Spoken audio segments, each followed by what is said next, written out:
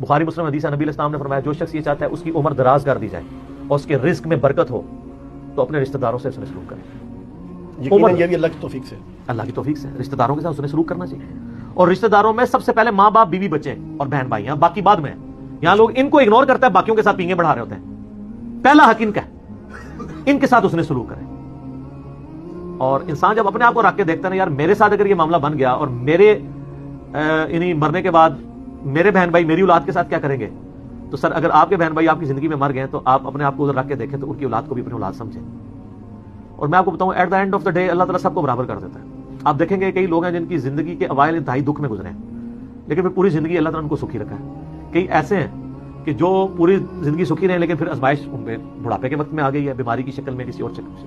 اور بعض ایسے ہیں کہ جن کو پوری زندگی غم سے عبارت ہوتی ہے، ایسے لوگ بھی ہیں. لیکن جب آخرت میں آپ ان کو دیکھیں گے نا موجیں مارتا ہوا، تو مسلم شریف میں حدیث ہے، عبداللہ بن عمر کہتے ہیں نبی علیہ السلام سے میں نے خود سنا تھا کہ میرے غریب صحابہ میرے امیر صحابہ سے 40 سال پہلے چلے جائیں گے. ظاہر ہے قیامت کا دن 50,000 سال کا دن ہے، اس میں 40 سال تو کچھ بھی نہیں ہے. وہ 40 سال پہلے جنت میں چلے جائیں گے. لیکن 40 سال آپ دیکھ لیں کتنے زیادہ ہوتے ہیں صرف غریب ہونے سے. اس لیے عبداللہ بن عمر غریب صحابہ کے ساتھ بیٹھا کرتے تھے کہ یار چلو چنگے دے لڑ لگ جائیے. نانگے پیر نہیں، غریب صحابی، درویش لوگ. تو مال فتنہ ہے اس حوالے سے. بخاری مسلم میں حدیث ہے، نبی علیہ السلام نے فرمایا کہ ابن آدم کہتا ہے میرا مال میرا مال میرا مال. حالانکہ تیرا مال تو وہ ہے جو تو نے کھا لیا یا پہن کر بوسیدہ کر لیا یا اللہ کی راہ میں خرچ کر کے آخرت کے لیے ذخیرہ کر لیا. باقی تو تیرے ورثہ کا مال ہے. بخاری مسلم میں حدیث ہے انسان کے 3 دوست ہیں.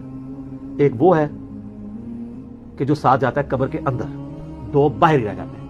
اس کے اعمال قبر میں ساتھ جاتے ہیں، اس کے رشتہ دار اور مال باہر ہی رہ جاتے ہیں. بخاری مسلم دونوں میں حدیث ہے، نبی علیہ السلام نے فرمایا ابن آدم کے پاس اگر سونے کی 2 وادیاں ہوں تو تمنا کرے گا تیسری بھی آ جائے، اس کا پیٹ صرف قبر کی مٹی بھرے گی. بخاری مسلم دونوں میں حدیث ہے. یہ نہ سمجھے گا یہ بزرگوں والا ہے، یہ واقعی بخاری مسلم دونوں میں حدیثیں ہوتی ہیں جو میں بیان کر رہا ہوتا ہوں، پوری ذمہ داری سے کر رہا ہوتا ہوں کہ اے اللہ محمد اور آل محمد کو بس اتنا ہی رزق دینا کہ ان کی روح اور جسم کا رشتہ برقرار رہے. بخاری اور مسلم دونوں میں حدیث ہے.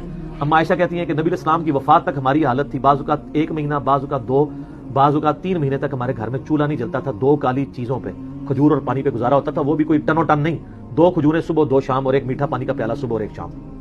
حالانکہ خیبر کے بعد وسعت مل گئی تھی. نبی علیہ السلام نے فقط اڈاپٹ کیا ہوا تھا. بخاری مسلم دونوں میں حدیث ہے جب نبی علیہ السلام نے ایلا کیا تھا 1 مہینے کے لیے اپنی بیویوں سے ناراض ہو کے چھت پہ شفٹ ہو گئے تھے، جو حضرت عمر ان کو ملنے گئے تھے. آپ کے جسم مبارک پہ چٹائی کے نشان تھے تو حضرت عمر رو پڑے، یا رسول اللہ کیسر و کسریٰ تو دنیا کے مزے لوٹ رہے ہیں اور آپ اللہ کے رسول ہو کے یہ حالت آپ کی. آپ فرمایا کہ اے عمر کیا تم اس بات پر راضی نہیں ہو کہ کیسر و کسریٰ دنیا کے مزے لوٹے اور ہم آخرت کی سعادت؟ اے عمر کیا دنیا کی حقیقت ابھی بھی تجھ پہ نہیں کھلی؟